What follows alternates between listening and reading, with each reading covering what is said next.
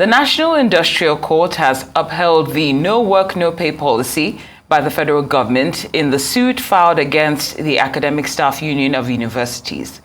In a judgment delivered by the president of the court, that's Justice Benedict Kanyip, the court held that it is within the right of the federal government to withhold the salaries of workers who embark on industrial action.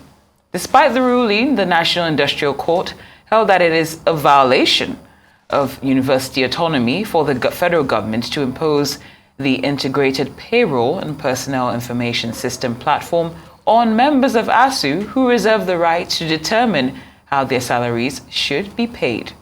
Arise analyst DAYO SOBOWALE joins us now to discuss what sort of impact this judgment might have on industrial relations between labor and employers. Good afternoon, Mr. SOBOWALE. Good afternoon. It's a pleasure being here as usual. It's always a pleasure to have you. Well, now that the court has, more or less endorsed this policy, I'd love to know your take on this. It is the court is saying the obvious: no work, no pay. It's basic industrial relations. But you see, ASUU has earned a very poor reputation for itself in collective bargaining and industrial relations. There's an expression, cutting your nose to spite your face. That is what this ASUU is doing. I have no sympathy for their cause in any way, because they have ruined the university system. Get me? Just because you want better salary, you want better conditions, you want a better environment, you see, you negotiate to get what you want, one at a time. Not put a gun to the head of government that it must do. Who is in control? It is the government that is in control.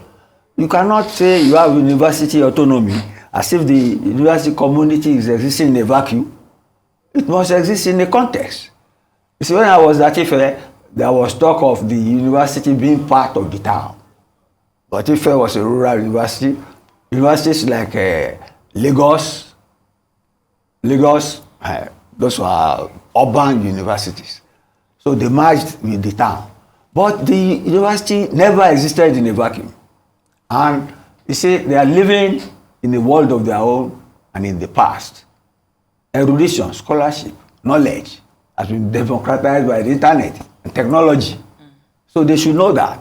You don't even need to go to university to get some knowledge about some things. Even patients who have diseases, who have symptoms, study, search on Google, and they detect what can cure them besides going to the hospital. So that even some medical schools have made them consultants on their diseases, so to find cures. So people see the Nigerian ASUU is the classic example of people marooned in the ivory tower. That is what they are. And I have no sympathy for them. And they have made governments and the ministers and the agents of governments in Ministry of Labor to look with contempt at the university system. Because these ministers too are products of the university system. Yeah. So they wonder, did you come from space? They have destroyed the university system. I see the concomitant implication of that politically. You have angry youths. Angry youths, no, they have no job, all right. But then see how long it will take them to finish their courses in university, because universities are on strike.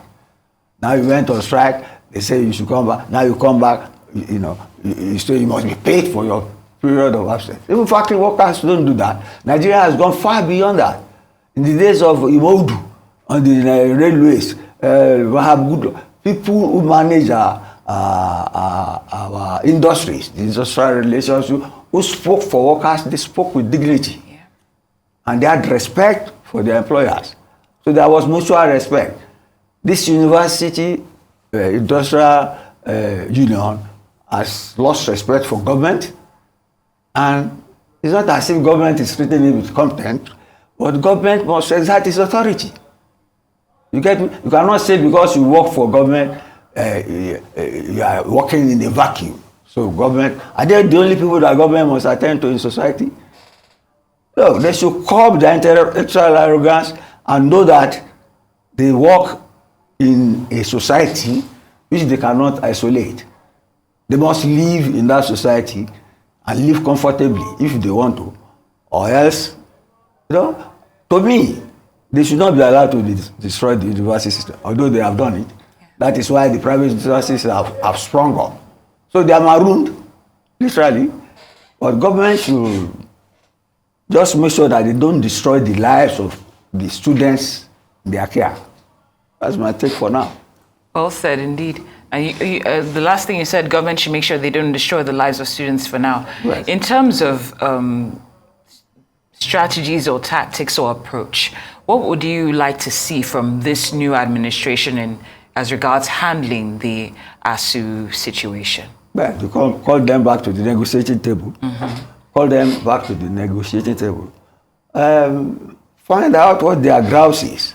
Because, you see, many are things like, okay, during the election, they said the university should be closed so that students should go and vote. Yeah. They said that infringes on university autonomy. Are the students not supposed to vote? Are they not aware that we will have elections? Do they live in space? How can you confuse university autonomy with such a realistic thing like that? It is not on. See, and I don't think it's not only intellectual arrogance. I think there is frustration. Frustration. Before, professors, lecturers used to be highest paid. Yes. But like I said, knowledge has become democratized. There are many new fields now, IT and so on, and people make money. But you see, we should not let knowledge destroy society. Mm-hmm. Let me use an example, which may sound funny, but it's realistic. Look at artificial intelligence now. Yes. Those who created it now are afraid that it will destroy humanity. Absolutely. Bring humanity to an end because they cannot control it. And that is knowledge. That is new knowledge that is going to. Look at climate change. Mm-hmm. They have taught children to be fighting for the future when we cannot even exist in the present. Do you get me? So knowledge is not all knowledge that is relevant and useful and salutary. So the university, ASUU, must come down from its ivory tower and come and live with us and adapt to the laws of the land and make sure our universities function. I know you mentioned earlier that you have no sympathy for ASUU. Yes. None of the... Because they have cut their nose to spite their face. So none of their demands, you don't see any reason with any of their demands? No, don't misunderstand me. They want better pay. What is industrial relation? What is collective bargaining? If you want better pay, better environment, you respect your employer. You put your... And then even before you strike, you must give notice before you strike. Mm-hmm. See the TUC that is saying is going to strike on withdrawal of subsidy, that has given notice that it will give you one day strike before it embarks on it. But these people, because you see, I don't even care about their negotiation skills, which are poor and stubborn, obstinate, and unrealistic. But they should think of the wards, the students in their care and their future. They have not done that. Indeed. You can't just say because you want a better pay, you don't give a damn, the university system closes down. You must, it's a give and take. Industrial relations is a give and take, collective bargaining. You talk with mutual respect and you follow the rules of the game. That's why you have the industrial court. Mm-hmm. Even they have even mesmerized the industrial court because the industrial court has said, okay, no work, no pay. What is the business with their pay system with university autonomy? What is university autonomy? Does it exist in the vacuum? It must, anything must have context and must be for public good. A group of people cannot destroy the system they are supposed to work in and live in and impart knowledge. If they can even manage themselves, how can they impart the correct knowledge? You see, now we know artificial intelligence, that one is machine now. Yeah. But it was made by man, and now it's about to destroy man.